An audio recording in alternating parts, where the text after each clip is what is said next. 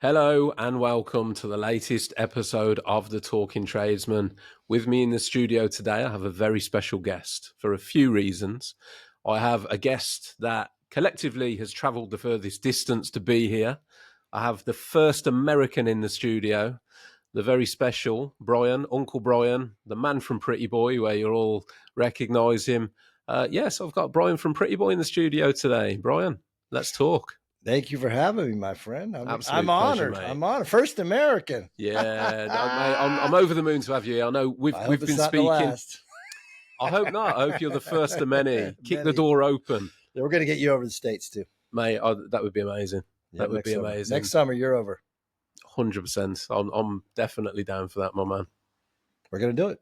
But we've first of all, mate, we've been speaking probably not long after I decided to set up the Talking Tradesman, and you've been supportive from day one. You've shared the content, you've asked people to listen, and you've supported the meaning and the movement behind what I'm doing here. So first of all, before we talk about you, I just wanted to say thank you. Absolutely. So a big thank you for that, because it's people like yourself that believe in what I'm trying to do and achieve with this podcast, that make the difference and that tell me I'm on the right track and to keep doing what I'm doing. So yeah, really appreciate that, mate. I appreciate your support. Absolutely. It's been there from day one. Love it. I love what you're doing. I love what you're doing. 100% behind you. Fantastic. Yeah. I mean, we're going to talk about you. I want to find out about your journey with Pretty Boy, your own experiences through the trade and mental health. But I want to a question I want to ask, because you are from the States. So the construction industry in the UK has got the worst figures for male suicide in any industry demographic. How is it in the States? Is there an issue? Is it a problem? Is mental health an issue within construction over there? I got into construction later in my life. I don't know the figures. I'm sure there's plenty of people suffering. I don't have those figures, but no, I don't know. I don't know. I mean, I'm sure there are, but I don't know anything like you would know, like you were sharing that so many guys have taken their lives, or mostly men you talk about on here. I have no idea, but so obviously the industry is very different over in the States compared to what it is here. I was just wondering whether there was that. I think it's becoming more and more aware now. I mean, On the Tools have just launched a big campaign here in the UK regarding the amount and the magnitude of the problem. I was just wondering whether there was any similar thing in the States. Is it recognised as a bad profession to be in for mental health, or is it not really? Well, what you guys talk about is that it sounds like there's a higher, say, suicide rate for decorators than for plumbers or electrician. Yeah. I think in America, it's across the board, with just men's health in general. There's studies that one of the NYU professors has been doing from, I forget what it's called, the Stern School. NYU has a grad school. Yeah. And that most men, 65% of men are now single from the age of 18 to 35. So a huge amount of men. That's massive. Massive, 65%. And that is what's causing a lot of the depression, the suicides, the self-worth. Online dating has changed so much of how men can find mates, because the online dating is now set up for the better looking guys with the better looking profiles. So there's so many people that are lonely in the States. I'm sure that's universal, but that's interesting. Yeah, that's a big thing. So that's some of the stuff. I mean, I watch a lot of YouTube. I watch a lot of stuff, but we don't have great trade schools in America. That's something I'm hoping to help out one day with my product, is to really put some money in decorating schools. If Pretty Boy's that level, I can do it in. To be honest with you, Brian, I mean, it's getting that way in the UK now. The education, and I found this, my son is an apprentice for me now, he's 17, and he tried to actually go to college to do an electrical apprenticeship, and it was shocking, mate, the level really? The level of the education. So it's in the UK, the trades are, I think it's something like 10 out to 1 in at the moment. in terms of the amount going out versus the amount coming in. There's a huge shortage of skilled tradespeople. It's not being replaced at a rate that is going to actually, balance things out. So, I mean, I know my industry, your industry is decorating, but I mean, we don't get emergency call outs. But you imagine when you ring an emergency plumber or an emergency electrician, you ring an emergency plumber and go, mate, I've got water pouring through my ceiling. And they go, yeah, no problem. We'll get to you in about 7 days. Exactly. There's going to be an issue there, isn't there? Yeah, sure. So it is heading in a bit of a concerning way, really, over here. And it's interesting to hear that it's the same over there. Well, college has been over-marketed. It's who's ever putting their money in the pocket. The professors aren't getting it. Who's ever the booster club or whoever is making the money. But the price of education is now, we call it diminishing marginal returns. It's no longer seems to be worth the fee of the education. Okay. When I went to college back in between 85 and 90, it was $365 a semester. Right. It's less than $1,000 a year for 2 semesters, including books. So a bit of background on you. So you are from New York? No, I'm from, actually, my dad's from New York. Okay. I lived there the last 20 years or 18 years. Right. I'm from Virginia Beach. I'm a Navy brat from a naval town, one of the largest naval towns. So Virginia Beach, is that East Coast, West Coast? Yeah, so it's Virginia Beach is probably 4 hours below DC. It's right on the Virginia-North Carolina border. It's considered mid-Atlantic. Right. So mid-Atlantic, which should be, New York's. Yeah. So you're still East Coast? Yeah, East Coast, 100% East Coast. It's on the Atlantic Ocean. Wow, okay. So that's where my parents met, in Norfolk. Right. American Norfolk. My mom was trying to get her mother out of a bar. Right, okay. And my dad looks at this beautiful woman, and she keeps shaking her head and tell her one sailor after another, no, I don't want to dance. I don't want to dance. He doesn't know that she's in there trying to get my crazy grandmother out of the bar. And my dad takes it for snobbery, and he goes, are you going to dance or not? And she's like, he wakes her up. Yeah. And then they were married after that. So that was a love story. It was a love story. 7 kids later. I'm the youngest of 7. Wow. Lucky 7. Okay. So you grew up in Virginia Beach? I grew up in Virginia Beach, and Mom passed in 81. My dad got remarried, and I was kind of all by myself. And my brother said, my brother got a full scholarship to gymnastics, 3.5 hours away, to North Carolina State University, which is in the capital, Raleigh. And he said, hey, you want to come to Raleigh? And there was the help of a priest. His name was Father Willie. He said, we'll help you get over there. So they literally picked me up. Yeah. And my brother and the priest and another guy, they were all drunk.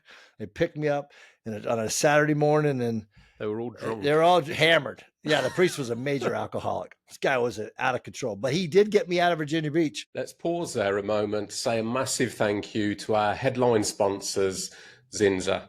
Now, I am over the moon that Zinza have got on board to support the Talking Tradesman podcast, because genuinely we use Zinza products on virtually every job we do in my business as a painter and decorator. Zinza are a renowned and established brand. They do things like primers, sealers, and stain block coatings, and also things like the mold and mildew resistant finishes that they produce, such as the Perma White in front of me here. Zinza are well known for their stain block and adhesion primers, such as Bin and Bullseye 123, and their new product, the Bin Aqua. Zinza's products are well known for their high performance and ease of use. They cater to both the professional and DIY market, and the Talking Tradesmen are once again over the moon to have sponsored with Zinza as our headline sponsor. Now let's get back to the episode. And I lived on these kids' couch for 6 months, and they took me to work, and I became a waiter. Eventually it was like a busboy and then a dishwasher. Mate, this sounds like an episode of The Hangover. It's like, you say it so casually, like this random drunk priest picked me up and took me to another state. Yeah, saved me. Well, it gave me my first new beginning.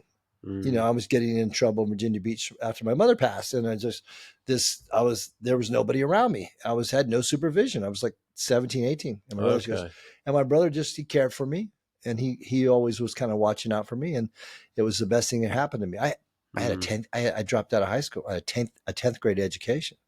I got my GED, and this NC State let me go part-time, and I got my college degree. One of the happiest days of my life. I got my degree in business management. Is that what you did? Business management? Mm-hmm. Okay. 4-year degree, undergrad. Yeah. I graduated. Praise the Lordy. It's interesting because your education system is so different to ours. There's some very big differences. I know a little bit about it because I've actually, so my in-laws, my wife has got family that live in America, Vegas, as it happens. So she's got 3 brothers and a sister and her dad who live in Vegas. And her brothers and sisters are born and raised over there. So I know a little bit about what I hear about the difference in the education system. There's quite a few differences, hell of a lot of differences in lifestyle. Yeah, well, I've been spending more and more time in your country, and Yeah, I so really enjoy it. You know, it's just, you know, I just appreciate the differences. People are nice. They're, you know, here they're in tune and they're nice enough.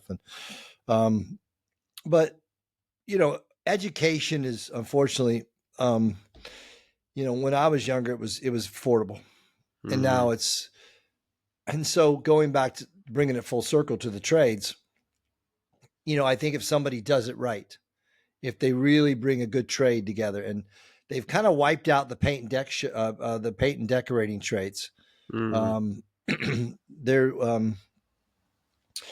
so there's a couple guys I know that have been through it back in the day, and they've you know they've really appreciated that trade. And so I would love, if Pretty Boy gets to a certain level where I can put some money back, I really would like to take all my friends and start a school and really teach the real decorating, how to skim coat, how to faux finish, how to do light carpentry, how to plaster, how to spray, how to brush and roll, how to wallpaper, how to sell.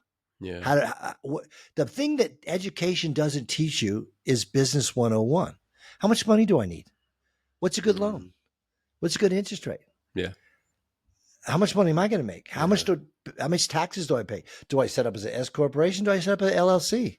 Nobody teaches you these things. It's the same here, mate. One of the things that drives me mad, Brian, is when you talk to people, business owners, and they have this fixation on what's your day rate. Well, how much you earn in a day? Well, how much you earn in a day? It doesn't mean anything. It's, if you run a business, you no longer have a day rate. You have profit and you have loss. And understanding the difference between what you take home as a wage and what your business is making, and the difference between the two, and the major downfall is people will turn around and try and undercut each other with low day rates. Oh, well, I'll charge £150 a day. You're not earning £150 a day. You can't run a business on that. Exactly. That's what we pay our... You take out your insurances, you take out all of the business associated costs. That £150 a day might be £60 a day. If you're lucky, who can live on that? No. And this is where people then turn around and say, well, it can't work. We can't make it work. But the basic understanding of business is there are some incredible tradespeople in the UK. Absolutely. That are incredibly bad business people because nobody's ever taught them. And it's no reflection on them. Yeah. If that knowledge is not imparted upon you, how do you know? You only know when you know, you know. And unless there's somebody there, like you said, that should all be part of trade school almost. If you're going to learn a trade and you're going to go on your own, teach them business. You got to teach them business. I think a lot of that started with, you know, the Industrial Revolution. You guys had it maybe 20, 30 years before we did. And we, you know, we called it, in America, we call it the Gilded Age. And that's probably 1850 to 1900, when all the immigrants came over from Ireland, England, Russia, Italy, in the 50 years. And the Carnegies, the robber barons, we call them, knew that the only way that they could make this stuff work is cheap labor. So you dumb down the schools. You don't teach anybody business. So every year, I mean, if you took somebody from 1950 and know what they know about their civic duty, how many congressmen, how many senators, how do you vote? How does the government work? How do you cook something? How do you balance a checkbook? All that's gone. You don't teach anybody anything. And you're teaching somebody just to take a test. So when I graduated with a business degree, I absolutely knew nothing about business. All I knew was how to take a test. All I knew was to get to pass a grade. So when I started my first company at 27, my brothers, we were clueless. What company was that? We had our first brand was called Carboom. It was an energy gel that we invented in 92 and we launched in 95. So if you're an athlete, You're not eating a bar, you're not drinking a drink, you're something in between, like a viscous gel. Yeah. Keep your carbohydrates up so you don't bonk during those. Because we were kind of doing triathlons. And so we were looking at eating the energy bars. Gross. So if you're doing a triathlon, it's almost 3 hours. So we thought, okay. And my brothers and I have always been entrepreneurs. So we thought, oh, that's a great idea. So, but we didn't know. We ended up buying a semi-full product before we even knew if anybody wanted it. That's how stupid we were. Yeah. So when I launched Pretty Boy, I did 1,000 bottles. That was it. And so that didn't cost me that much. Yeah. So somebody said, I don't like that bottle. Got to make it bigger. Got to make it smaller. I could do it. But 1,000 bottles, change the label a little bit next time, change the label a little bit next, same bottle, different cap. But I didn't have a semi-full. Business 101. Nobody taught me. So that's why money makes money. What is the conversation going around your dinner table? Is it, hey, mate, you need to kick the goal. You need to get a scholarship. Or is it, son, let me bring you in and teach you about the business. So that's why money makes money. And my dad was a sailor. He's a brilliant guy, but he didn't really know much about business. Yeah. And so you get out there and like you're learning what you're learning now. It just takes time, and you have to give yourself enough room to get that plane off the runway. Because your ideas are sound, but they have to be flushed out. You have to sell a lot of Pretty Boy to live off of it. You know what I mean? And that's where we're getting now. It's starting to go, and it's starting to get exciting. And I'm looking for my 5th country right now. I'm in 4 countries. It's a brilliant brand. I was saying this before recording, and listen, Brian is not paying me to say this. Let me just make that very, very clear. There's my checkbook. But I actually said to Brian, I said, have you got any big bottles of Pretty Boy to sit on that table here while we're recording? He hadn't got any bottles with him. It was my fault. Yep. Terrible. Well, we're gonna superimpose it. But we could do that. What Brian did say is, well, have you got that bottle that you used? Because he saw that I was using it when I decorated the studio. And what I said was, well, no, because the bottle's empty. It all got used up. And the reason it got used up was because I used it on so many things. I used the stuff to clean the floor. I used the stuff to clean the brickwork, feature brick wall behind the camera, which you guys can't see, but we're looking at right now, so envisage that.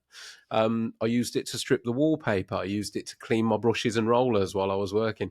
It has a multitude of uses and truly is a great product. So thank you. Credit where it's due. It does exactly what you say it does. It does more than what you say it does, to be honest, because the thing with Pretty Boy, when I was using it, I kept thinking, well, I've got Pretty Boy. I can just try it on that. Yeah. I'll try it to clean that down. Yeah. I'll try it to clean that. I used it to clean my van. I don't know whether Brian even want me saying that. Absolutely. Cool. 100%. I've used it to clean a multitude of things. It is great on your skin. It's great on your hands. Doesn't dry your hands out like other harsh soaps and, chemicals that we use where, these are our tools here. It's a pH level. So your hand has I learned a lot from my chemist. My chemist is actually from London, and he's married to a Southern woman. And I, by chance, because I had the first company, Car Boom, the energy gel, we got out of that, and my brother sold the company, and whatever happened there, that's a long story. I'll tell you that one off the camera. But when he hired a chemist for our company, she lived next door to a paint chemist. Okay. And so, but he taught me about pH levels and bite. They call it a bite, like stuff that's real harsh on your skin. Your pH level of your skin is about 4.5 to 5%.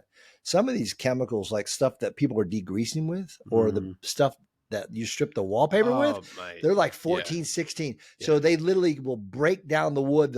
They'll inflame your hands. They'll hurt your lungs. Do you know what? I'm not going to mention any brands here. Yeah, we don't need brands. However, there are certain wallpaper stripping chemicals that destroy my hands. It does get the paper off, but my hands absolutely suffer for it.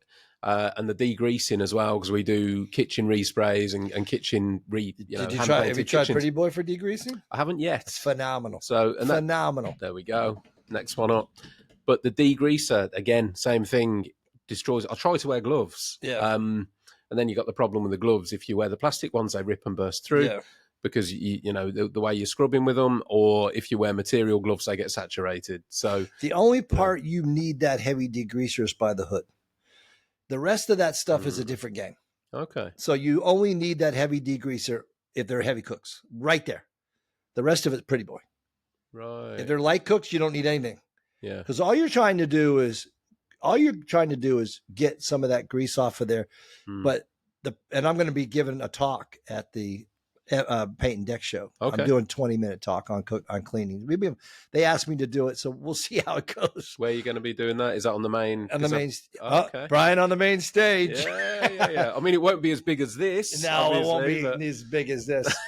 And but the thing is, the problem you run into is that these things that you're talking about, the degreasers and the ones that I think we're talking about the same one.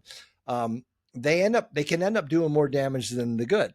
And they can. So my chemist, when he did the chemical breakdowns of the products we're talking about, that they are the same product that you use to take wood and make pulp out of.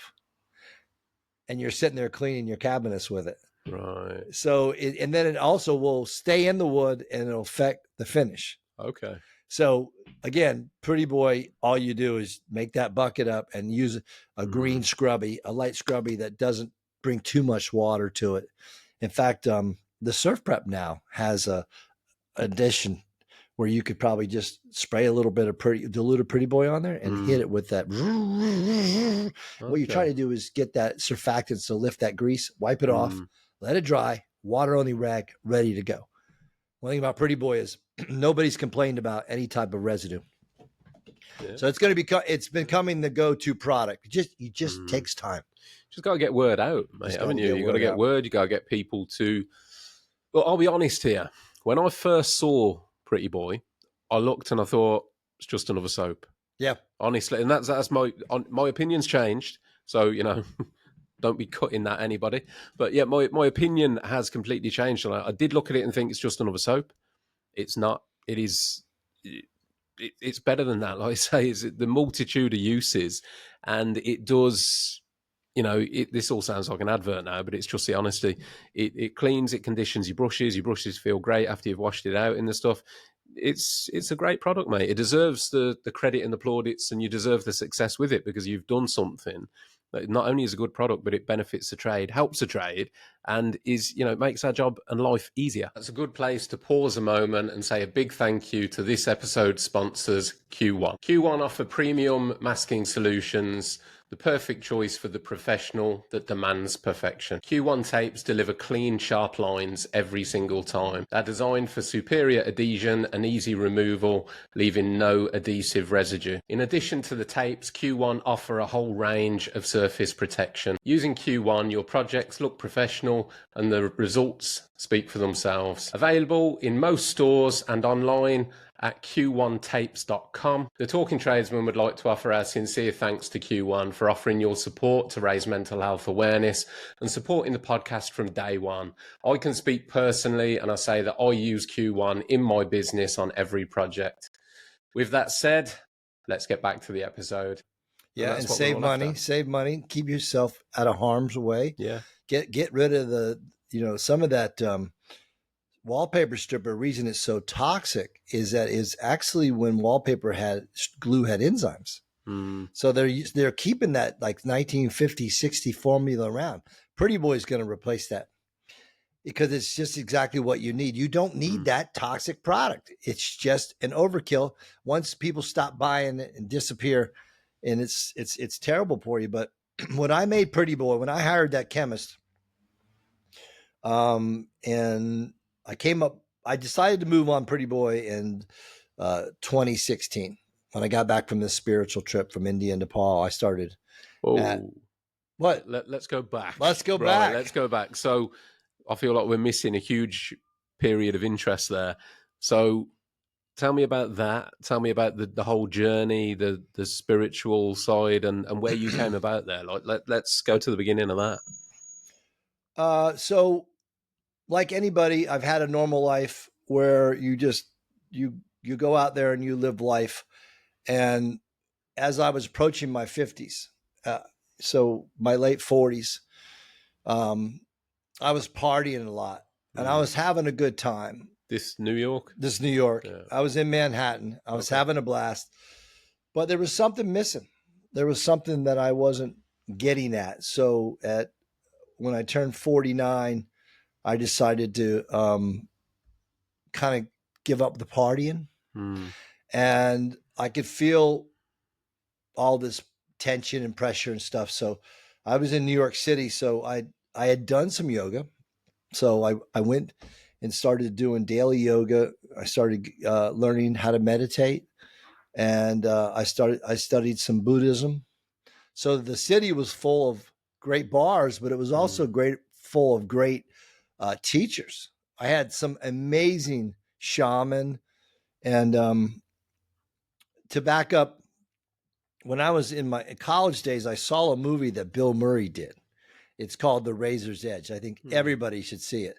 And it's a story of a character that basically is supposed to get married. He goes off to war and he comes back, and he comes back from World War I, and no longer can he just accept his place in society. He wants to know what is the meaning of life, or his life. So he leaves and breaks off the engagement, and he goes back to Europe, and he ends up as the student of like a Dalai Lama character in India. And he spends all this time. And when I saw this, I said to myself, you're going to have to do that. I'm going to have that spiritual, because I knew something was inside of me that needed to get out. And so when I was ready to give up the bright lights of the bar and the partying, I had done it. Like, it was like that my first act of my life was over. So I gave myself wholly to the spiritual, because I'm not a religious guy. I'm a spiritual guy. So I dove into yoga and became a yoga instructor. I dove into meditation. I became a meditation instructor. Okay. I did a 10-day silent meditation. I went to India. I went to Nepal. I studied Buddhism. I did everything the character did. And I was able to get out of the stuff that was holding me back. And I found now I'm free. And Pretty Boy came to me after that, soon after that. The idea to... I had the idea for a while, but the confidence that I was ready to do another brand. Because it seems, sitting here with no experience of inventing a product, it seems like, how do you go from one day not having it and then another day? How do you just decide that I'm going to develop a product, a soap, a multi-purpose, everything that Pretty Boy is? How does that just come to you as, this is what I'm going to do?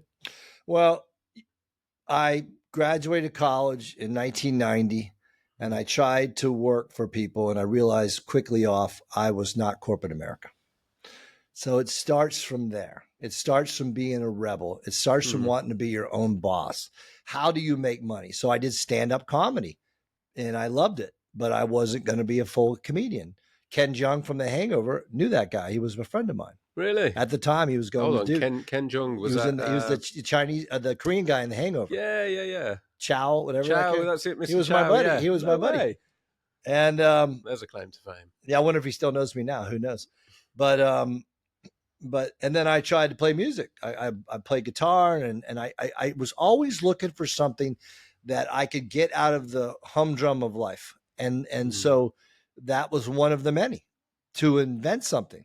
So when I started my first business with my brothers in 92, and we launched a product, Car Boom 95, and we weren't really successful.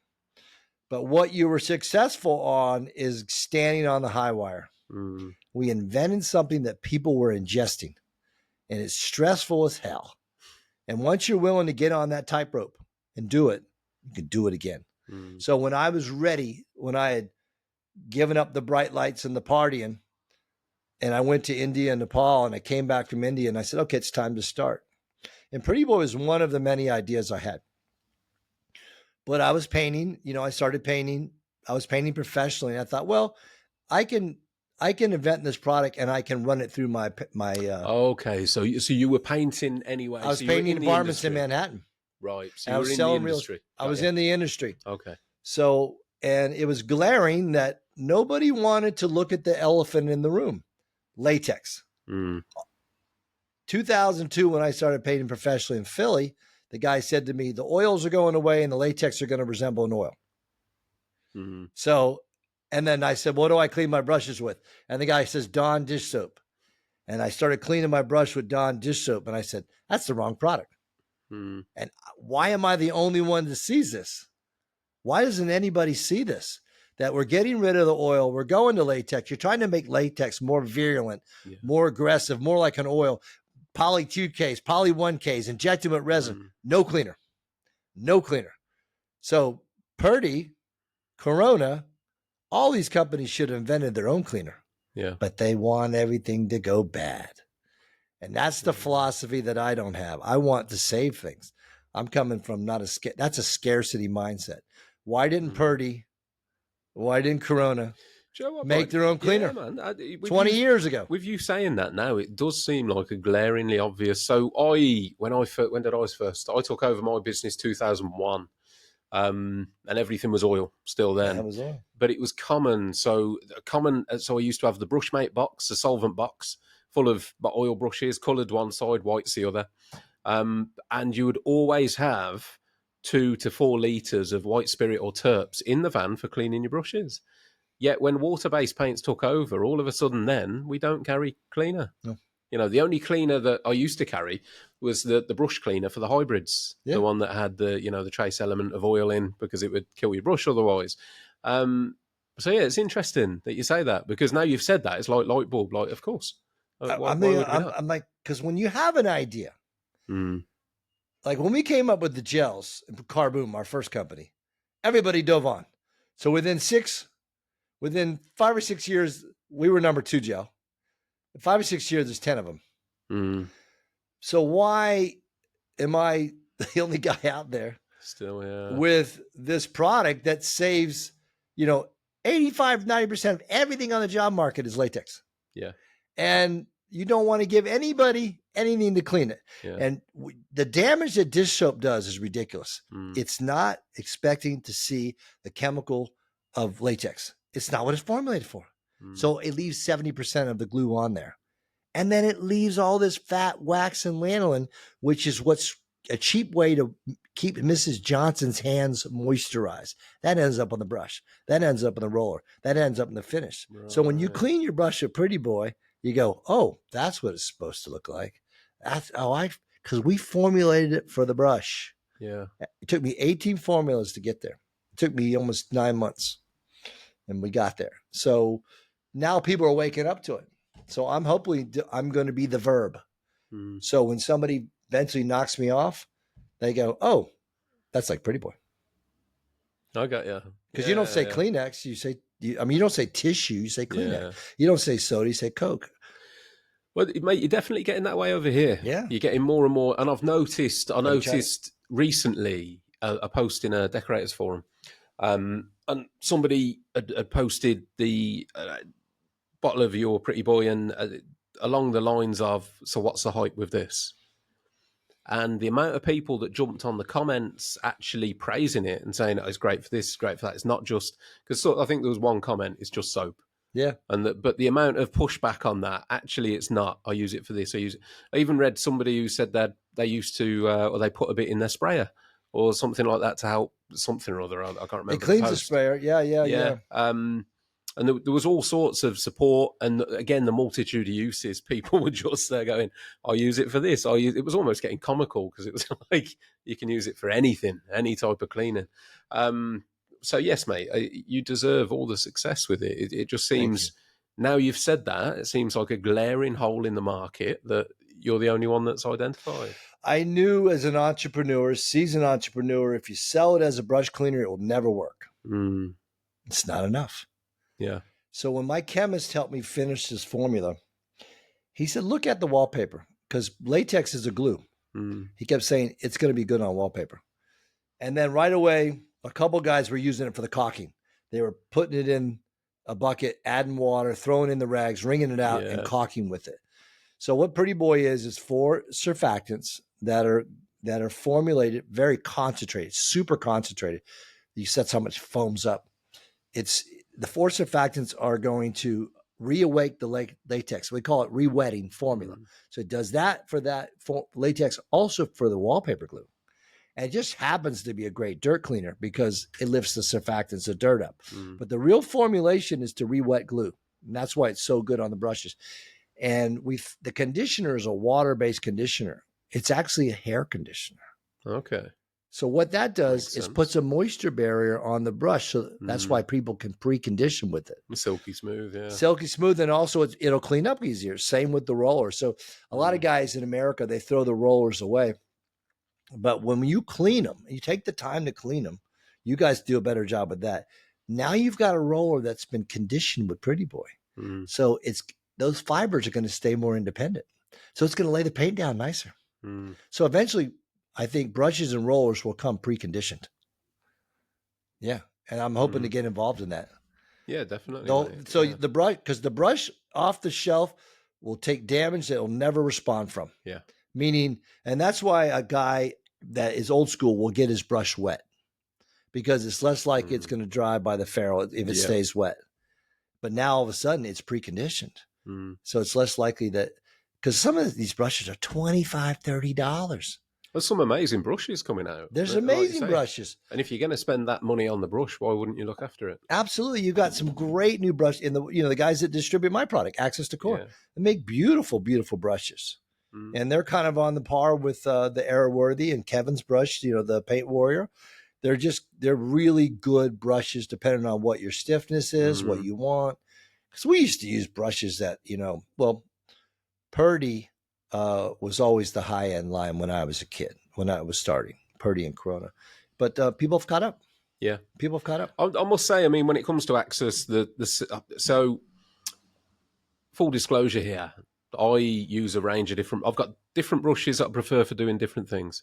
So there's a range of brushes that I do rate. Kev's, I rate highly. The Paint Warrior brush is great brush. I like the Proform Blaze, also a great brush. Great the brush. Oldfields, good, another good brush. But up there, the Access, the Silk Touch Ultra is a damn good brush. 3 years of technology to get there. It's a very good brush, that one. Those guys are great. That's Minnow and Rashul, and I just, those guys picked me up. They're my distributors now. I met them a year ago, and they are so wonderful. They're so smart. My distributors in America are wonderful, but they don't have that family unit that they have. And when I went to their 50th anniversary party 2 weeks ago, I got to meet all the uncles and dads and wives. Oh, okay. And the Irish sales guys I worked with before I got here, and so there's 4 Irish salesmen in Ireland and a head sale guy named Tony, and I think there's 6 salesmen in the UK, and Tom Pinchbeck is the head sales guy, and everybody's awesome. I'm so jazzed that these guys have picked up my cleaner. It's great to be involved with a company like that, mate. And then because I've seen your cleaner, it's in Brewers now. We're in almost 100 brewers now. Yeah, that's good. That's 1 year. Shout. Yeah, they've made all that. They've given me so much more confidence. That's a big hit, mate. It's a big hit, and I'm over here for 5 weeks. I'm out there. I've been to Plymouth. I've been to London. I've been to. I was in Wales. I've been to Brighton. And look, I mean, one of the things what you're doing is groundbreaking. But one of the things I want to put on camera here, you are too. It was thank you. It was a conversation we had pre-record where you mentioned that you don't have a home. Currently. I don't have a home right now. So you're nomadic. I am 100% nomadic. The reason I'm saying this, so Brian, it shows to me that you're putting everything. Everything's in the middle.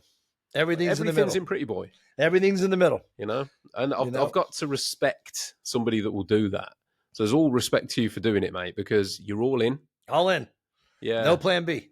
And you're giving it your all. And giving it your all. Mate, as a man, I have to respect that. And I just turned 60 last week.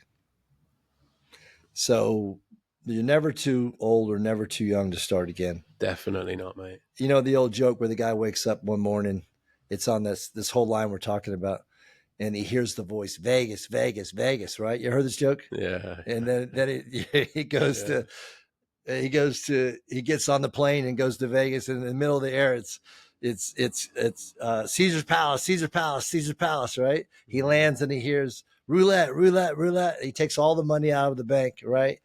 And he gets to the roulette table and the voice is screaming. It says 43 red, 43 red. And he puts it on 43 red and it comes up 42 black. And the voice in his head goes, fuck. Nah, you got to, when my mother passed away when I was 16 years old, I got a chance to see how finite life was. And there's an ending. And there's one thing I don't want is regret. And so now that when I did that spiritual quest 10 years ago, and I'm still working on myself, of course, I was able to free myself of any type of trauma, and I'm able to be free. And you realize that, you really can't, like Jack Kerouac says in his third book, you can't fall off a mountain. When you're really driven, like you are with this new idea, you really can't fall. There's setbacks, but you're not going to fall off the mountain. The mountain is your heart is so big, and and like Pretty Boy, when it wasn't selling great, I went and did Pretty Boy Pros, the YouTube channel. And now I have my Pretty Boy Paint Festivals. Mate, they're fantastic. It's worth it. You're going to be at the next one. Yeah. Mate, I would love to be there. You're going to be there. Love to be there. You're going to be my guest. Next, you'll be my guest next. All you have to do is get a plane ticket. We'll get everything else for you. We'll bring the Talking Tradesman to. Well, the US is a hell of a big market for podcasts. We're going to do it. So, yeah, it'd be great to get some more American guests involved in this, to be fair. There's because there is a culture difference. There's that diverse range of things that you guys experience that we don't, and we do that you don't. And it's just, I find people fascinating. I find ways of life fascinating. And I think the insights that you can bring, we can help each other. And one of the things I love about you and what you're doing is the paint fam, which you push that community, that help and respect for each other. Everything's positive. It's not competitive. It's raising each other up. And I love that about what you're doing, mate. And I think the Pretty Boy brand, standing for what it stands for, the paint festivals that you're organising over in the States, brilliant. And I can see you've got people flying from different parts of the States to be there. And that says everything, And again, UK, Dan Rolfe came over from the UK. He did, yeah. I've seen down there a couple of times, mate. A lot of Canadians came. Yeah, incredible. A lot of women. Yeah. A lot of women. It's the thing. So the thing that highlights, I said this to Sean earlier, the paint show in the UK, the big paint show, the Coventry show that's on tomorrow. Yeah. The thing, it was a catalyst for me starting this last year because I sat back. Now, Coventry for me is quite local. I don't have to make a big effort to get there. It's 40 minutes, right? So for me, it's easy to get there. But when I turn up and I speak to other decorators that I speak to online and that I know from online, and it's, well, you've travelled 3 hours, you've caught a flight from Scotland, and there's people travelling from all over the UK to be there. And with the greatest respect to the show, it's not because they're after a free roller tape.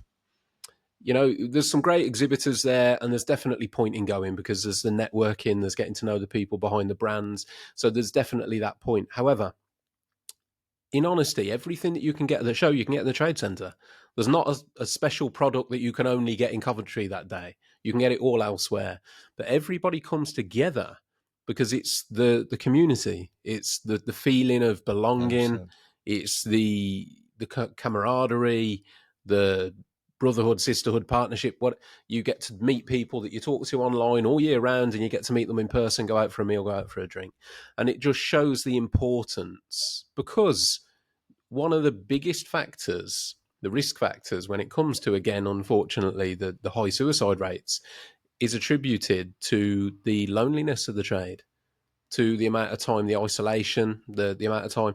And it's worse for decorate. My speculation on this, Brian, is because it is painters, decorators and plasterers in the UK are the worst affected trades, the finishing trades, with the trade that goes in when everyone else is done. The house is empty, or there's a lot of private work, a lot of domestic work where your customer, you might see them in the morning, you might not. If you do, they probably lock themselves in another room or they go out to work for the day. So you're on your own pretty much for most of the week. And it's one of the main contributory factors to people's mental health problems. So events like the decorating show in the UK, events like your Pretty Boy Paint Fests, that's so important, mate. Totally. And I hope you realise how important they are, your side, because there'll be people that will turn up there that might not ever tell you how important it is to have that. but to have that meet up, to have that to look forward to when they're having a rough week, a rough month, and then the actual attending and getting to see people, it's gonna sounds like a big statement, but it could literally save lives, because it could 100%. be the one thing that people hold on to in the shit. And they go, I've had this, I've gone through that, but it's, I've got the Paint Fest next month. I know I'm going to meet up with Brian and Dane and the rest of you guys. And it's those things that are so important, and we need to protect and encourage and support, because they are so important, 100%. The thing we're talking about is it's a shame that you have that stigma on that brand, on the trades, because I've watched what some of you guys do, and you're amazing. I see the crumbled plaster that you guys start with, and we don't have that. Our country's newer. We have more drywall. Yeah. I've seen people that can do amazing things here. And, for your clientele to be able to say what they say, for them to go back what you said 10 minutes ago. Hey, mate, what's your day rate? None of your fucking business. None of your fucking business, my day rate. This is what I'm worth. Either take it or don't. You know what I mean? For me and my worker in America to survive, we need at least $750 a day. I want to make 500. He's got to make 250. Yeah. And then we got insurance and we got paint. So with paint, we're at least $1,000 a day. 5-day jobs, $5,000. Yeah. That's what it is in America, and people pay it. So for a clientele, for the painter in Europe, for England to get squashed on both sides, he's not getting rewarded financially, and he's getting slagged, as you guys say, by other trades. That's brutal. It is, mate. That's brutal. That's bullshit. I hope, because like I say, my son's my apprentice now, so I do think and I hope it's changing. Good. I think other trades now are starting to see the value in the decorating industry, because we do put a lot of other people's work right. And the modern technologies now with the dustless sanding, the spray finishing, I think other trades can now see that and appreciate. Not just anyone can do that. Because the old saying, I'm sure you've heard this one over here, but it was tarnished with anyone can paint. If you can piss, you can paint. Ugh. That's the saying. But I do know the likes of in the States and in Australia and other places, the decorating industry is far more valued. It's huge. And how it should be. It should be. And it's a craft. And going back to the second thing you're saying, painters want to be with each other. So when I am in all these brewers or if I'm in Top Deck at Brian's place, or I'm in, any of these paint stores anywhere in the world, when I hand that, I say, hey, can I give you a sample of my product? And they might be off for a second. But the second that we meet up and we stand 2 feet from each other, right away, the energy's there. So that's what we're mentioning. We're mentioning, it's like, have you ever met a girl where you don't see her in the beginning of the night, but by the end of the night, you're standing side by side. So us painters have an energy we give off. And so when we're with another painter, there's home. And that's what we're talking about with the Paint and Deck Show, with the Pretty Boy Paint Festival, with this right here. Like, you and I get along famously. Sean, we have, for us to be able to have the mindset to be able to paint, because some people just can't do it. So it's energy. It's all about energy and feeling like you're in the flow state of what you're looking for in your life. And that's where we have to get back to. And that's what Pretty Boy Paint Festival is. It's bringing these people together that just have love for each other. It's so important. It's so important. Yeah. And it is going to save lives. It absolutely is going to save lives. And I'm going to continue to do it. It flows into what I've been saying and the drum that I keep beating, which is let's talk. But and I've said this so many times now, but if there's nobody there to talk to, you won't talk. Yeah. So it's equally as important to listen. We need to be there to listen. And that's where these meetings, these meetups, they all come into play, because you get to meet your people, you get to meet your tribe, you get to reach out to the people that have got that same energy as you, and you get to talk to people that understand. Yes. Because that's the other thing. I mean, I wouldn't want to open up to somebody who I thought was not going to understand what I'm saying. Yeah. And with us, within our industry, we can all understand each other just that little bit more. And I would say to anyone that's listening now, potentially listening to this, who might be struggling, who hasn't reached out to people in the industry, reach out on those social platforms, talk to somebody. because it will make a difference. It can make a difference. Previous guest, only a matter of an hour before Brian, was Sean Nolan. And he was saying himself how over the last 12 months, he's come out of his shell. He started talking to people and making those connections. And now some of his best friends are other decorators in the industry that he's reached out to online. So use it as a tool, use it as a coping mechanism. If you've got social media, you're on it, use it to reach out. Just make contact, drop people a hello, a question, make that initial contact through a question on work, and it will lead to other places. Yeah. So it really is so important. And I want to see people develop those coping mechanisms to try and tackle these horrific statistics that we're faced with, where people decide that the only way around their struggles in life is to take that final exit. Yeah, I lost a good friend of mine 4 years ago, and we were college buddies in the 80s. And he was one of my best friends, him and so, two of my best friends. So 4 years ago, he hung himself, and my other best friend tried to take himself out last year. So these were the guys we used to call ourselves the Three Amigos. So, yeah, so I've dealt with it, and it just, as sad as things got in my life as an entrepreneur and failed businesses and failed relationships, and, whatever it is, I just knew I could never put my family through it. I just knew it would crush my family. And so I find a way to move on and keep going. But some people, like you said, there's just nothing there. There's damage from childhood. There's all these things. And, that's why I'm connected with your brand so big, because I'm the same version you are. I'm willing to you have to be vulnerable in which to be invulnerable.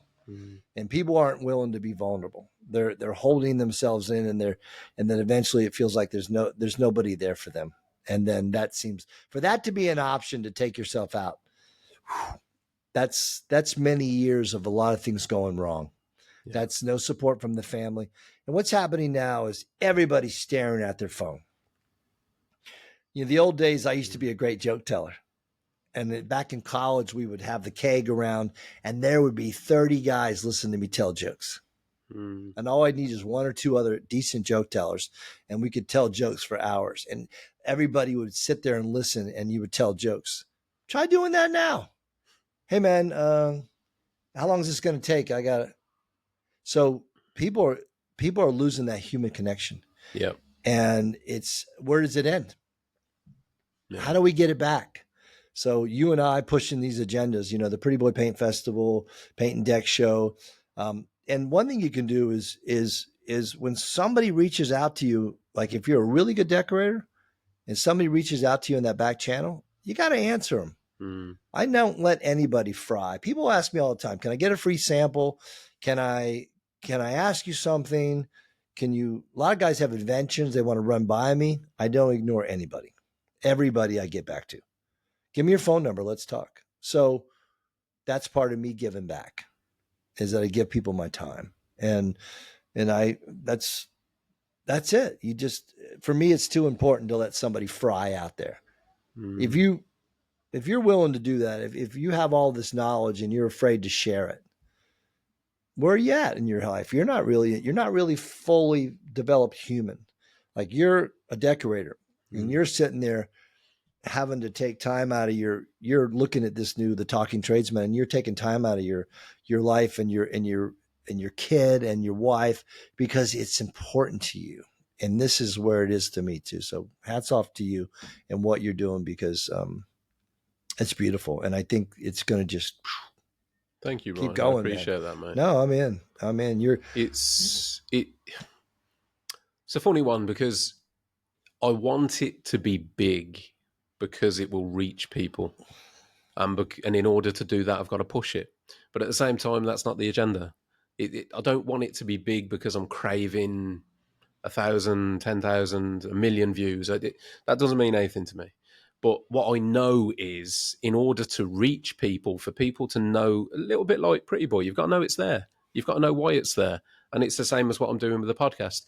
You've got to know it's there. There's people out there that will have no idea this podcast exists and the message is within. And that's one of the reasons that I do the social media side of it, because I can put out these podcasts and they're anywhere between an hour and 3 hours long. Not everybody likes podcasts. Not everyone's going to listen. Some people will just take the message, the intervention from that 1 minute clip on social media. The 1 minute clip is sometimes enough to make a difference. Then they might reach out to me, or they might reach out to you because you're the subject of the clip. And that can be enough. So everything that I'm doing currently plays into the same pot. You've got the long form podcast, which to me, I just have an affinity for podcasts because I think it's how often, right? So we're both sat here now, is one thing. My phones are up there, they're on airplane mode. Your phone's over there on airplane mode. How often does anyone do that anymore? If I met you in a pub or a restaurant, cafe, wherever, and I met you for the first time, would I really go, hold on a minute, Brian, I'm just going to put my phone on airplane mode so nobody disturbs me because I'm in this moment talking to you? No, nobody does that now. Yeah, they're addicted to it. So one of the things I love about this situation is I can have a genuine hour, 2 hour, 3 hour conversation with somebody, a real human connection that is really hard to come by these days. So that's like, that plays into my own sort of value system, I guess. Yeah. But with everything that I'm doing, with the podcast, the long form, the short form, the clothing, same thing. Like, this isn't because I'm trying to make money. This is all part of spreading awareness. It's the same thing. It's getting people talking. I've had some, sounds really cheesy, but I've had some beautiful moments just from wearing a hoodie, you know. We did the Talking Tradesman guest meetup a few weeks or a month, maybe 2 months now, 2 months ago, to celebrate getting to 50 episodes, which was amazing. And massive thank you to everyone that might be listening that attended. It was brilliant to get people together that have connected through this movement. But there was a moment, and I had gone to the bar and I'd gone to the toilet, and I came back out the toilet, and there was a little old chap, I'd say he was, I don't know, maybe early 70s. And he tapped me on the shoulder, stopped me. I'd turn around. I said, "You're right, mate." He said, "Just wondering, the hoodie you've got on, is that to do with mental health?" I said, "Yes, mate, it is." I said, "As it happens, I've got a podcast, it's construction industry and blah, blah, blah." He said, "Yeah." He said, "I've seen," because there was quite a few of us wearing these hoodies or T-shirts.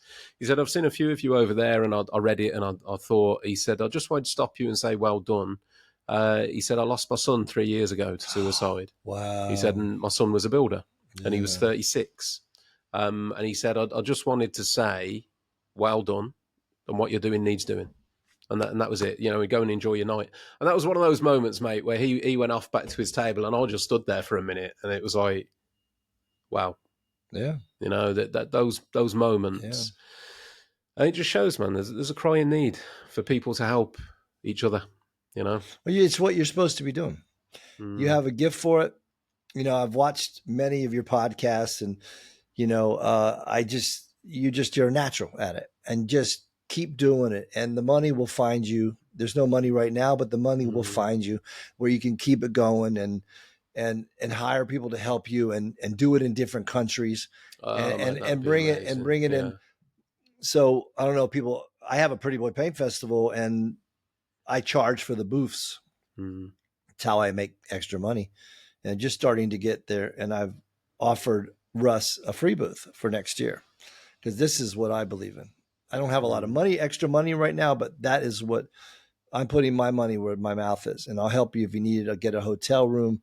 Come on over. And because I'm going to do 2 next year. I'm going to do one in San Diego in April, and one, the big one, I'm going to be doing in July in New York. And this time I'm teaming up with a really good guy. His name is Chris Reed. He owns 7 or 8 paint stores in New York, and he's so cool.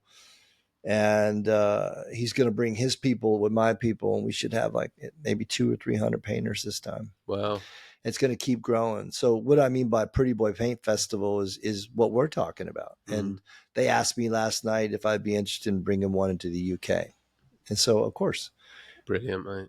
It all starts with just building a little thing we can spray and competition. Maybe access. The core will get behind it, and you'll come in. Oh, 100%, mate. I'm all behind you, man. Anything like that you want to do, and I can help out in any way, whether it's being a part of it, spreading word for it, getting people interested, definitely. But what we're seeing in America is that, you know, a lot of these guys that own paint companies can't find good help. So what I've been really pounding the drum on is when you come to the Pretty Boy Paint Festival or you come to the Paint and Deck Show and you meet decorators that live close to you and you get that big job and they're not busy, they come and help you.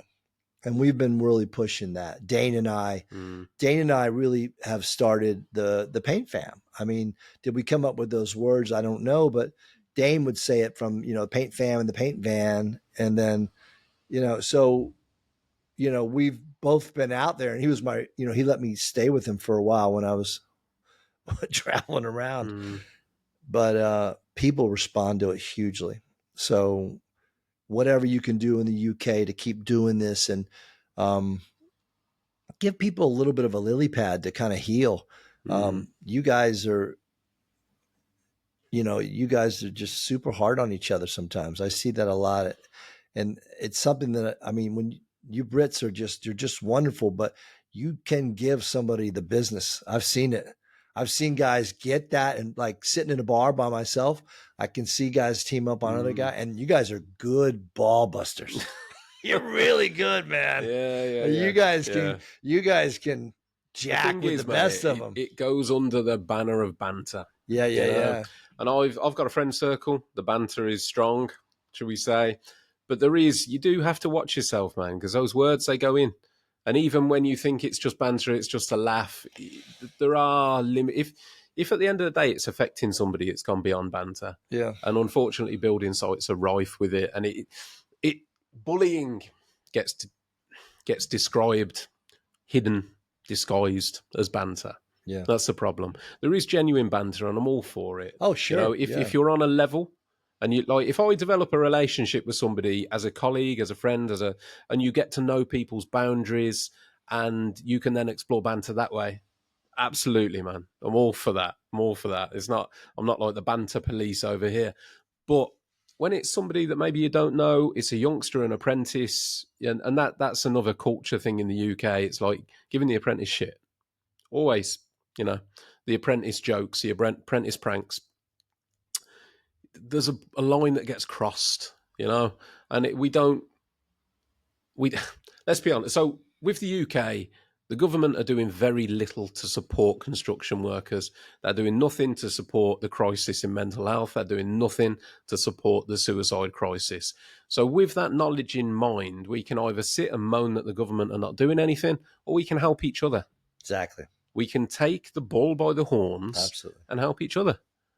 And that, to me, is what I believe we need to do. Well, you're doing it. Who said that statement? Be the change you want to see. And that's what you're doing. You are the change that you want to see. You're going out of your way to start this podcast. And, I've been watching you for a while and I just got it right away. Yeah. I could just tell that you were the guy to do this. So we're going to, right now, Pretty Boy's growing and, you've got my money when it's there.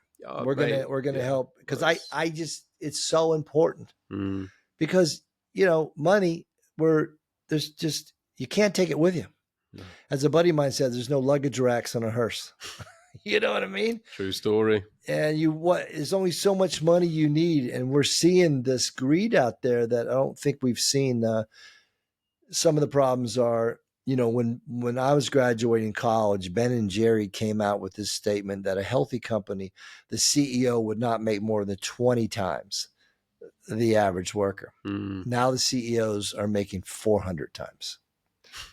So they're no longer everybody. This division of wealth is some of the stuff that's causing problems. And what's happening is the rich are getting richer, poor getting poorer. And how do you get back up? How do you get up there? So that's why minorities are getting blamed for it. Everybody's got, it's somebody else's problem that I'm not getting to the next level. No, you got to focus. Really, to make money nowadays, you've got to focus. If you got a drinking problem, you getting high all the time, you're going to get left behind. You got to stay in shape. I'm just getting on top of business at 60 years old because nobody taught me it. I didn't learn from anybody. I just kept doing it. I kept doing it. I kept getting healthier. If you're not healthy, get healthy. There's a great documentary everybody should watch. It's called Stutz, Stutz, and it's the story of Jonah Hill, the actor, with his psychiatrist. And it's on Netflix right now. And the guy's name is Phil Stutz, and he's a psychiatrist that teaches people tools. And he says, to just get off the ground, you need these three things, which is life force. Are you taking care of yourself? Are you eating right? Are you working out? Secondly, you need people. Third, you need a sense of self. And these are just the three that just to kind of get started as a human. So when you're really lost, if you're out there and you're really upset and you're really screwed up, first thing is stop drinking, stop getting high. 100% sober, 30 days minimum. Start with that. Walk, push-ups, sit-ups. See how much better you feel in 30 days. Unfortunately, so many tradesmen are getting high constantly. I've been on so many job sites I've been on hundreds of job sites traveling around. Yeah. And I see so many painters that stay high, stay drunk. Get off that stuff. That's all depressants. Get in there, push-ups, sit-ups. Start with that. So that's the main thing that we could, help with some of this mental health is bringing awareness to, when you get off work, go to the gym. Don't go to the bar. And you guys have a huge bar culture. Yep. Which I love, but I kind of got out of that. Yeah. That's what people are doing. They go right off work, bang. It is, mate. You're dead right. Yeah. The UK, it's construction workers are well known for working hard and partying hard. Exactly. So it's work hard Monday to Friday, Friday night party, weekend start again Monday. But quite rightly, as you said, if you're struggling, listen, if you're doing well in life and that's what you're doing, then all credit to you. Yeah, exactly. But if you're struggling, if you're feeling like shit and you're feeling some dark thoughts, then just stop and examine your circumstances. Examine, like you said, your life choices. Are you finishing work and going and getting pissed? Are you hungover right now? Are you hungover while you're feeling bad? Well, there's why. So like you said, you change one thing at a time, whether that's the drinking, change the drinking, change the drugs. Make sure you're sleeping well. Look at your diet. Are you eating good food? Once you start changing all these things and incrementally, they'll make you feel a bit better. Get some exercise, go for a walk, you're going to feel better.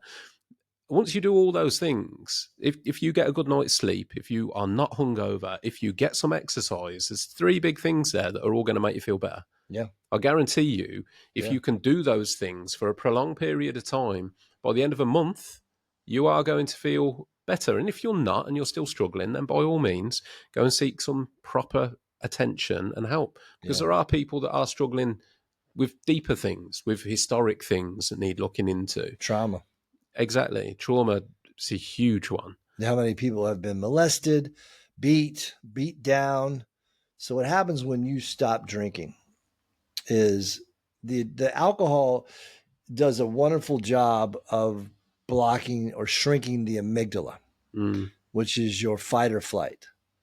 So when you make that conscious effort to quit, it gets worse before it gets better. So you have to have a plan. You can't just, if you're drinking 3 to 5 beers a night, which a lot of construction workers are. Oh, easily. And you quit, your anxiety is going to go through the roof, and you need to have a game plan for that. You need to go right. Like I went right into yoga. I did an hour of yoga a day when I kind of got out of the partying, and it saved me. I learned how to meditate. Meditation is so important. And if anybody out there that wants to learn how to meditate, just get a hold of me in the back end and we can get on Zoom and I can show you how to meditate. There's a way to do it. And that's going to shrink the amygdala the right way. It's the high without the hangover. If you go and you drink and you smoke a joint, you get the fun up front and you pay for it in the back end.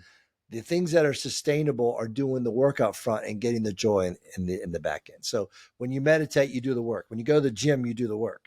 You're doing the work ahead of time. And then that buzz, that natural feeling is there for a while. So a lot of tradespeople are alcoholics, drug addicts, and they have to see it. They have to see it for what it is. And I drank too much. I drank way too much. I smoked way too much. Cigarettes and weed. And I had all that stuff in my life. And I just said, And I've stumbled, I would do it for a while, and then I'd stumble. And after a while, I just said, living off my own steam is the best steam there is. So I decided that, I do the non-alcoholic drinks now. Mm. I love my non-alcoholic Guinness. The whole time I'm here, I'm drinking Guinness Zero. the Guinness Zero. I'm drinking the Peroni Zero. I'm drinking and Heineken Zeros. And I'm with the whole sales force. And they're like, they don't know. They don't care. Yeah. But once you get off of that, social anxiety is a big part of it. That amygdala that we're so afraid to be sober, but you need help. You need a kind of a plan, to go to the gym or go to yoga or go to meditate or like you said, get some help. It's hard. It's a hard transition. It's great advice, mate. You're talking a lot of sense, Brian, and hopefully it'll just connect with somebody out there that's. It's the thing, a lot of people will sit there, and there's a part of it as well. You have to take accountability. You have to take responsibility. So you can sit there and talk and think that your life is shit, that you're struggling and everything. You can be a victim of your circumstance. But if you're not willing to take responsibility for your own actions of why that is, what are you doing that's contributing to your downfall here? That is the first step, you've got to be accountable. You've got to take responsibility. Take responsibility for yourself, because there's nobody coming to save you. That's it. That's the thing. That's it. There's nobody coming to save you. You've got to do it yourself. And then there's people that will support you while you're saving yourself, but you have to save yourself.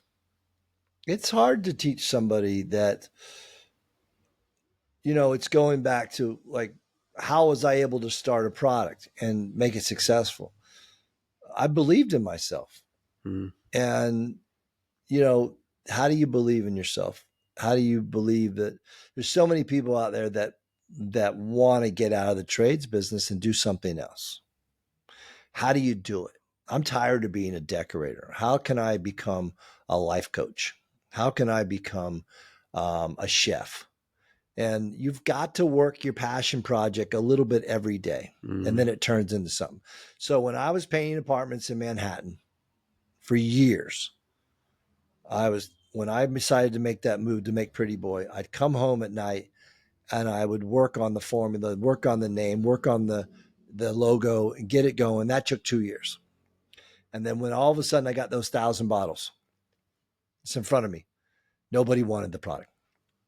Somebody said, get on Instagram, start giving it away, giving it to guys like the right painters, Sam in Hawaii or Johnny in Texas. And these guys would, oh yeah, I like the product. It works great.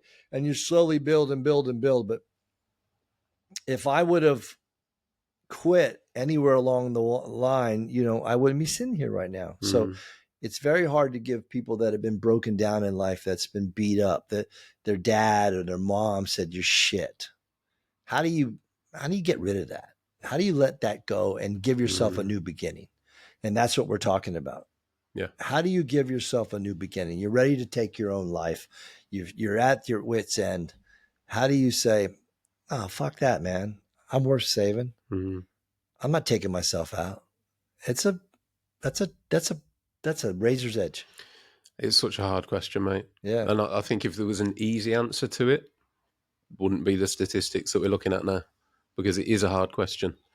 And until you have that self-worth, self-value, it only takes a flicker of light, a flicker of hope that maybe there's some worth here and I'm going to work on it. But you need to have that hope, and it's hard because you can be told by everybody around you that you're worthy, that you have value, that you're worth where you are. But if you don't believe it yourself, it doesn't mean anything, and it's hard. How do you create that? How do you create self-worth? I think if I was asked that question, I think my first instinct would be to say, if you can't value yourself, then value others and help them. Yes. And that will give you your own worth through helping others. There's a great thing a Buddhist taught me. They said, whatever you want, you have to help somebody else get. So when I was looking for myself, when I gave up this party at 49 2-3 years later, I was finding myself. And there was a guy in my real estate office, because I was also selling real estate in Manhattan. And he was sitting there staring at the computer, watching Hillary and Trump on the campaign tour. And he wasn't doing anything. And I walked up to him and I said, "Hey, man, I go to this place. I teach meditation. I think I can get you comp. Would you like to learn meditation?" And he looked at me and he's like, "Yeah, I'll do it." And so I brought him over there because I was lost. And to back up, maybe I got too far ahead of myself, but what the Buddhists say. So I was studying underneath this Buddhist guy, Tibetan Buddhist. And he said, "So you want to find love, you got to find somebody else that wants to find love. If you want to find money, you got to find somebody else. And you got to help them for 30 days. And they teach you how to water your karmic seeds at night. And all of a sudden this magic begins." So I'm 2 years out, for 2 years sober, from like 2014 to 2016. Now we're at 2016. I still don't know I still don't have Pretty Boy yet. I'm 6 months away from Pretty Boy.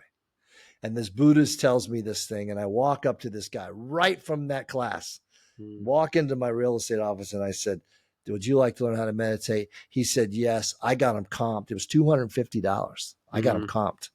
And it changed this guy's life. He got sober. He quit that job he hated. He owed the IRS like $60,000 because he hadn't done his taxes in 10 years. He paid that off. All these great things he did. And sorry, I lose my pillow. And all these great things he did. And it was all because I just gave a shit and I did it. And guess what? 3 months later, I had Pretty Boy. So that's another thing that's what the Buddhists believe, just what you said. So again, if you're that screwed up and you don't want to do it for yourself, maybe that's an option. Well, that's it. Help somebody else. Help somebody else. And then it all plays into itself. You help somebody else, see how that makes you feel. There's your value. There's your value right there. If you don't think that there's any point in yourself, then help others. That will create the value. That's it. Get that plane off the ground. Get some type of different way. Yeah. Go for a walk. Go join something. Go to a boxing gym. Learn MMA.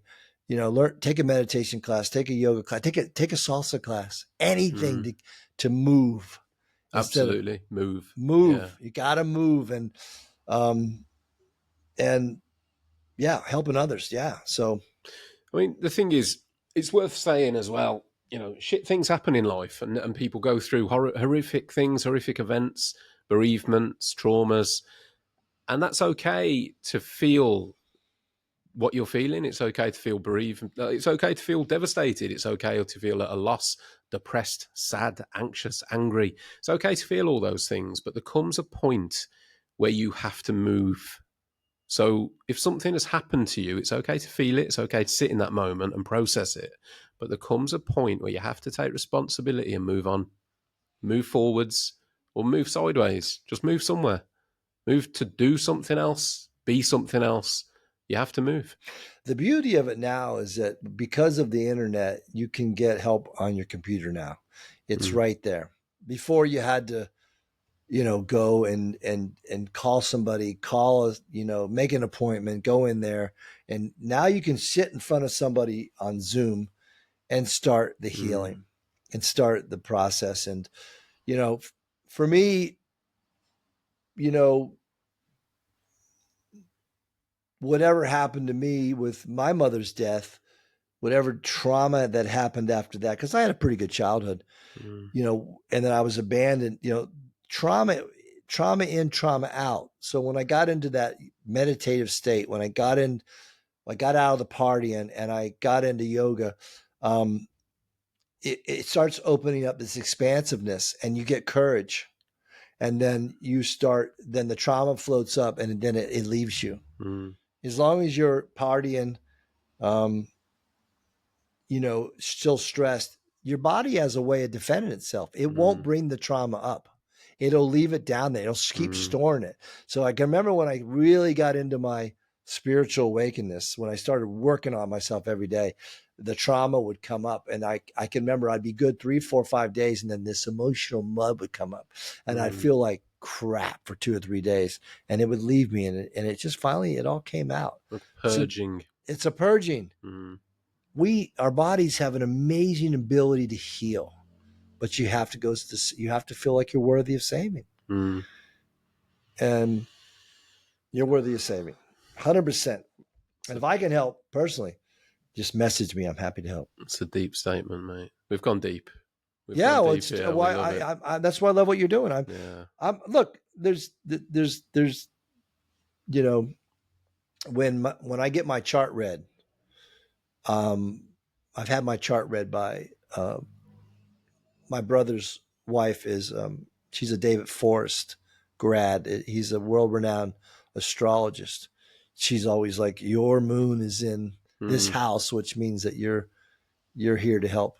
You're here. You should get your chart read. I bet they call it in the sun house or whatever. I don't know all that stuff, but I've had it read 3 or 4 times now in the last 6, 7 years. And it's always the same thing. You're here to help.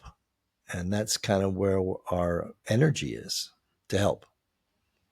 And so that's what we're both doing. And yeah, I love that, mate. It's I always keep coming back to the same thing with me. It's purpose.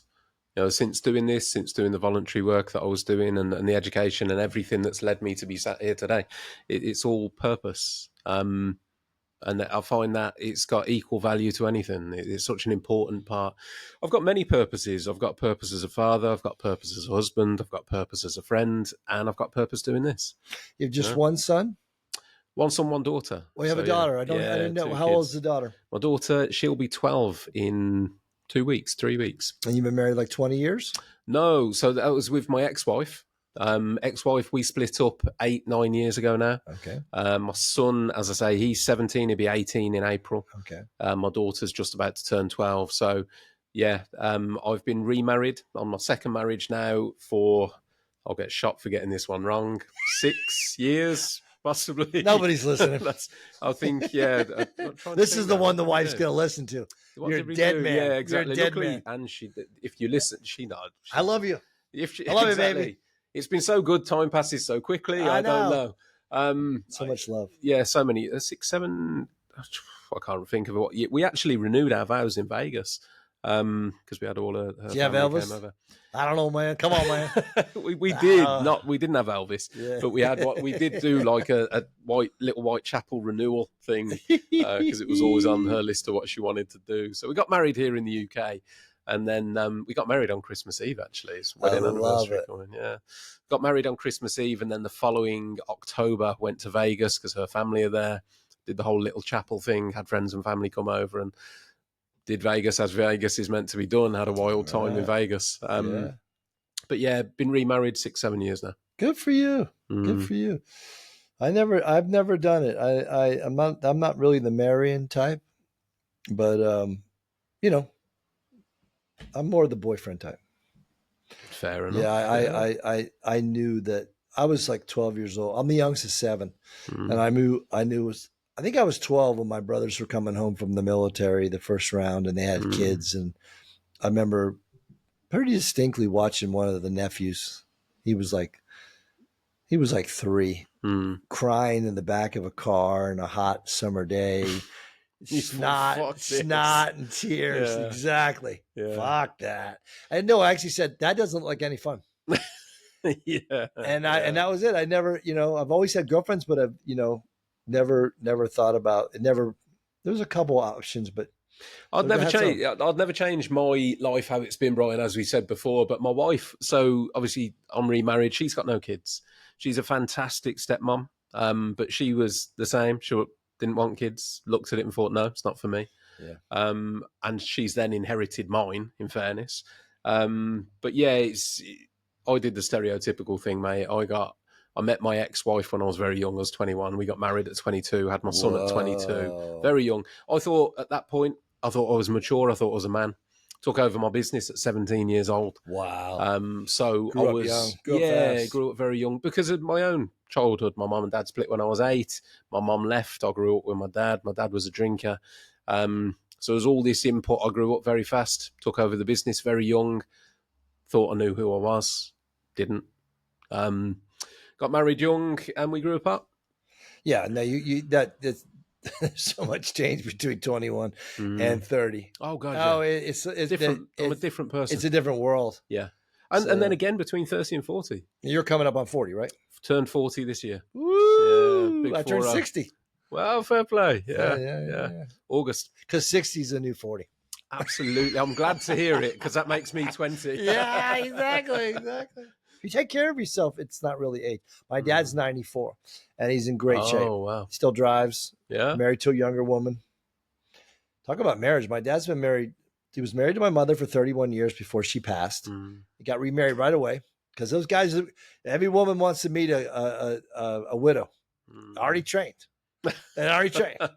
And he's been married to his wife Peggy for coming up on 43 years. Wow. So he's been married. My dad's been married 74 years.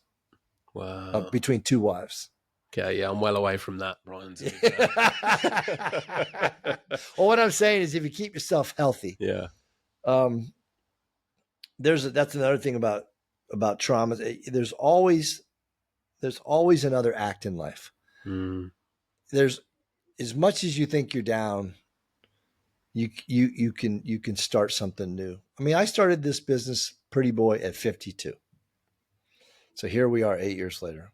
It's inspiring. And I'm in 4 countries. And that is something it's because I kept myself in shape. I work out, I do yoga. I meditate. I try to eat good. Decent, It's never too late. It's never too late. It's never too late. If you're not happy in that marriage, get out of it. If you want to change careers, you can do it. It just takes discipline. It takes courage. And that's, again, that's the hardest part. It is. I've thoroughly enjoyed this conversation. Thank you so much. I enjoyed it. It's been a beaut. I mean, some things not to forget before we do wrap things up. Brian, where can we find you? Where can people find you if they want to? So my main, so I run my own social media. I think that's the new CEO of every company should either run or co-run his own social media. So I'm at Pretty Boy Products. You can send me a message, Brian Cooney. And or my email, brian@prettyboypaintcleaner.com or prettyboyproducts.com, and send me a message. And I'm out there for you if you need anything. My doors are always open. I will put all of Brian's details, as always, episode description below, wherever you're watching or listening this. Brian's details will be below, so links to his socials will be on there. I'm sure Brian would be happy for you guys to reach out if you want to discuss further anything that Brian's brought up. It's been a really insightful conversation, mate. You're very well educated in life, shall we say. Thank you. It's been an absolute pleasure. Thank you for flying all the way from New York just to be here on the Talking Tradesman. First American. There's no paint show going on, really. Yeah, right. First American. We're sitting in Hawaii right now. Just flew here just for this. Yeah. They're flying back tomorrow. By the way, that's what the girl said next door. When I was because by the way, he was busy with Sean Nolan, and I was having cake and coffee next door, and she goes, "Did you fly all the way to America to be on the Talking Tradesman?" You said yes, Brian. I said, "You know it." I said, "No, I didn't fly. He flew me first class." Even better. One day, hopefully that'll be a reality. But yeah, mate, a massive thank you for your time today. Thank you. And having this conversation. Thanks for what you're doing. Thanks for your friendship. I appreciate it. And you're going to be wildly successful. And I'm glad that you've had the courage to walk your path. It takes a lot of courage to walk your path. We're just getting started. You're just getting started. So am I.